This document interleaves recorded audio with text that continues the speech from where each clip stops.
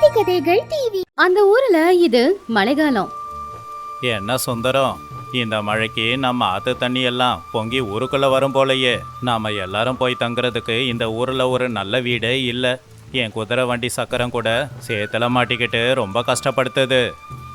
சரியா சொன்னீங்க ஐயா. இப்படி ஒரு மழை வரும்னு நான் கொஞ்சம் கூட எதிர்பார்க்கல. வண்டியை அங்கேயே விட்டுட்டு வந்தது நல்லதா போச்சு. இல்லைன்னா நாம அங்கேயே மாட்டிக்கிட்டு இருந்திருப்போம். ஆனா என்ன குளிருது, எங்க போய் தங்குறதுன்னு தான் தெரியல. ஏங்க, என் பட்டு புடவை என் நகை எல்லாமே நனைஞ்சு போச்சு. குளிர்ல எனக்கு ஜுரமே வந்துரு போல. பக்கத்து ஒரு கல்யாணத்துக்கு போயிட்டு வர வழியில இப்படி மாட்டிக்கிட்டோம். சீக்கிரமா இங்க தங்குறதுக்கு ஏதாவது ஏற்பாடு செய்யுங்க. கனகம்மா, நீங்க ஒன்றும் பயப்படாதீங்க. அதோ அங்க அந்த ஆலமரத்துக்கு பின்னாடி ஏதோ ஒரு குடிசையில விளக்கு எரியுது பாருங்க.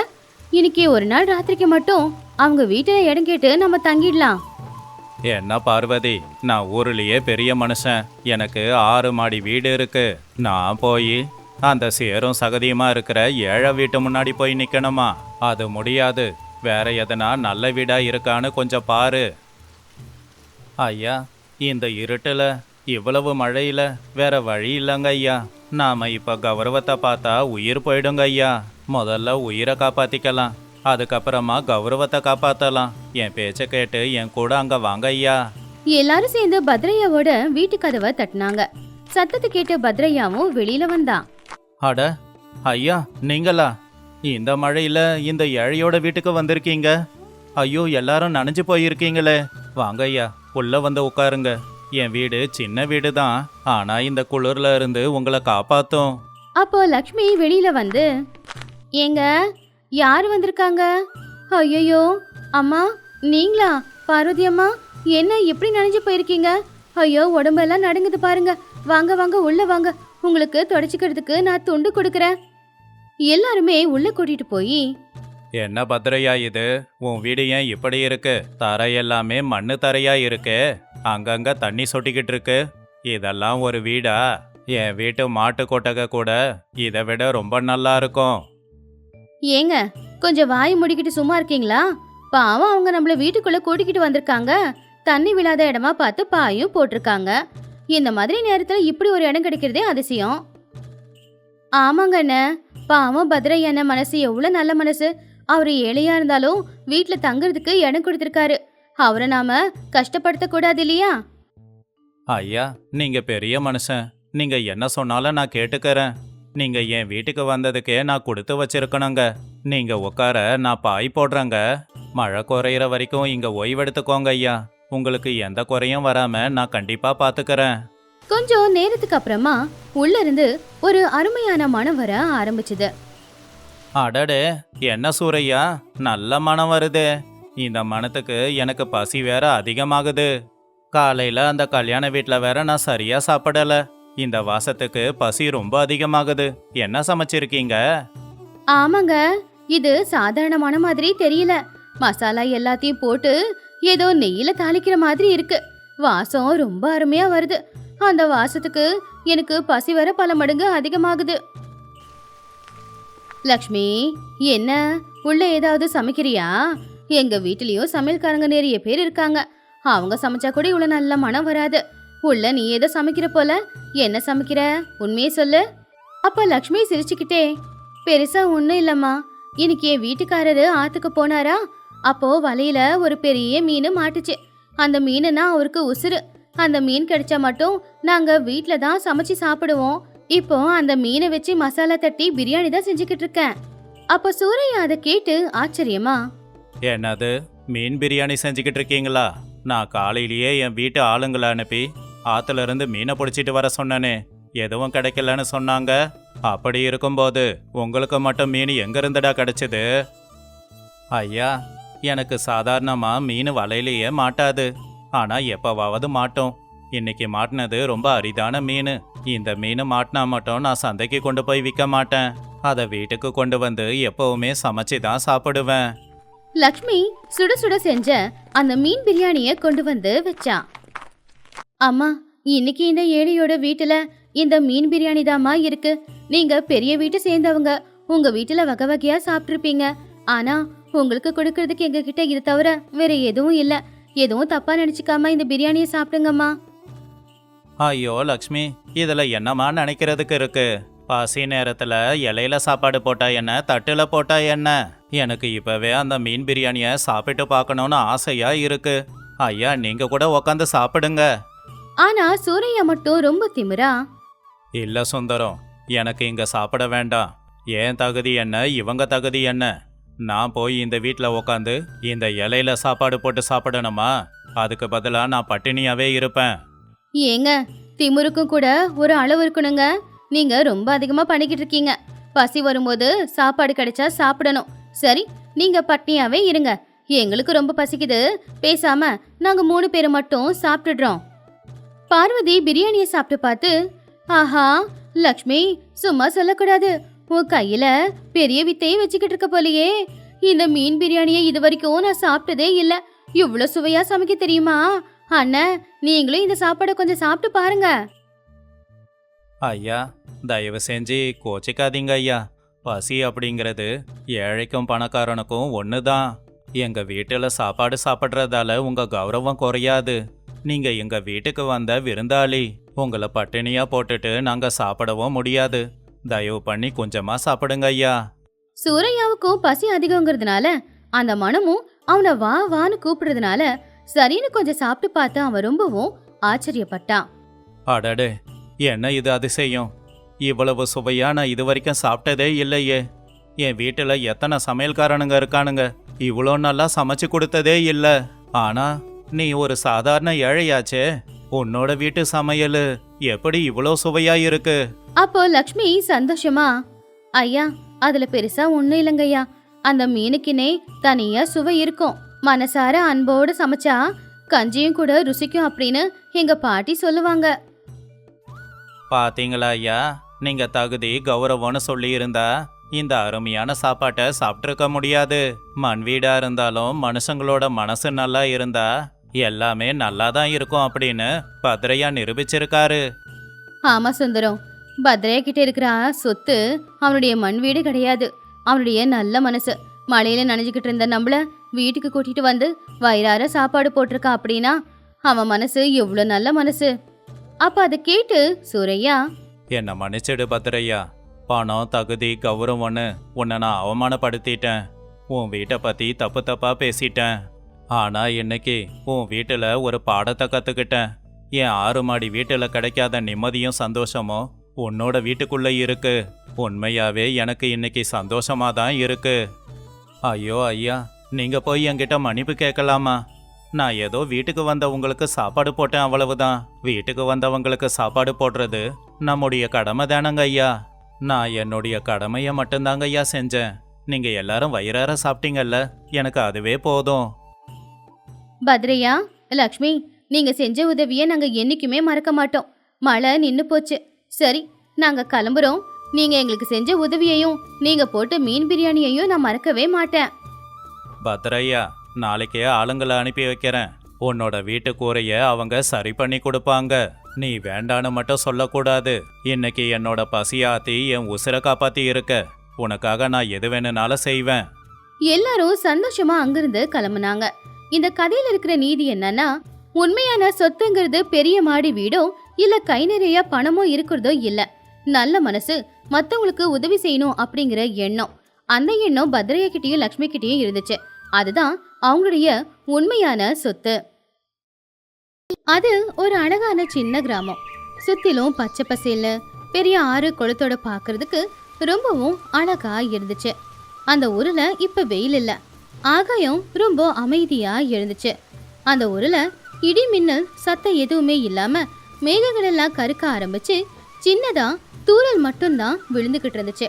ஆனா என்ன, அந்த தூறல் தொடர்ந்து விழுந்துகிட்டு இருந்ததுனால ஊர்ல இருக்கிற தெருவெல்லாம் சேராயிடுச்சு. ராஜையா அவன் வீட்டு திண்ணையில உட்காந்துக்கிட்டு இருந்தான். அவனுடைய நண்பனான ரங்கையாவும் பக்கத்துல தான் இருந்தான். ரங்கையா, இந்த மழைய பாத்தியா? விடாம தூறல் போட்டுக்கிட்டு இருக்கு. ஆனா இப்பதான் கசகசன்னு இருக்கு.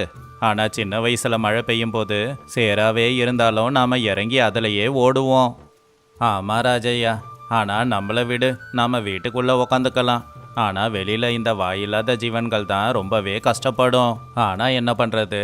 சரி, இந்த மழைக்கு எதமா வீட்டில் எதனா சுட சுட செய்வீங்களே, என்ன சமையல்? வேற என்ன பெருசா பண்றது? இந்த மழையில சந்தைக்கு போக முடியல. வீட்டுல காய்கறி இல்ல. உள்ள ரங்கம்மா எதையோ எடுத்து வச்சுக்கிட்டு இருக்கா. எதை செஞ்சு கொடுத்தாலும் சாப்பிடுவேன். ரங்கம்மா உள்ள இருந்து வெளியில வந்து, ஏங்க உங்களுக்கு தெரியுமா, நம்ம வீட்டு தோட்டத்துல கத்திரிக்காய் கொத்து கொத்தா காய்ச்சி தொங்குது. காலையில நான் தோட்டத்துக்கு போகும்போது பார்த்தேன். கொத்து கொத்தா இருக்கிற கத்திரிக்காய் எடுத்துட்டு வந்து எண்ணெய் கத்திரிக்காய் போடலாம். ஆனா என்ன, வீட்ல எண்ணெய் ரொம்ப கம்மியா இருக்கு. கடைக்கு போகலனாலும் இந்த மழை பெஞ்சு உசுரெடுக்குது. என்ன கத்திரிக்காயா? அதுவும் நம்ம தோட்டத்துல விளைஞ்ச கத்திரிக்காவை போட்டு சமைச்சா குண்டாம் குண்டாவா சாப்பாடு செஞ்சாலும் சாப்பிடலாம். ஐயோ, ஆனா எண்ணெய் இல்லைங்கிறியே. வாங்கிட்டு வரலான்னு பார்த்தா இந்த மழை வேற விட்டப்பாடு இல்லை. என்ன கத்திரிக்காய் குழம்புனா எனக்கும் பிடிக்கும்க்கா. என் பொண்டாட்டி லக்ஷ்மி நேற்று அவள் பிறந்த வீட்டுக்கு போனப்போ செக்கில் ஆட்டின எண்ணெய் கொண்டு வந்திருக்கா. அந்த நல்லெண்ணெய் வாசம் எங்கள் வீடு முழுக்க மணக்குது. இருங்க, நான் போய் உடனே கொஞ்சம் கொண்டு வரேன். நல்லதா போச்சுண்ணே. நீங்க எண்ணெயை கொடுத்தீங்கன்னா அந்த எண்ணெயை ஊற்றி நானும் குழம்பு செஞ்சு எல்லாரும் சாப்பிடலாம். இந்த மழையில தனியா உட்காந்து சாப்பிட்றதுல என்ன சுகம் இருக்கு? நீங்க போய் எண்ணெயை மட்டும் இல்லை லட்சுமியையும் கூட்டிக்கிட்டு வாங்க, சமைச்சு நாம இங்கே சாப்பிட்டுடலாம். ரங்கையா சரி அப்படின்னு சொல்லி எண்ணெய் கொண்டு வர அவன் வீட்டுக்கு போனப்போ ராஜையா ரங்கம்மா 2 பேரும் பின்னாடி தோட்டத்துல மழையில நனைஞ்சுக்கிட்டு இருக்கிற கத்திரிக்காய பறிச்சாங்க.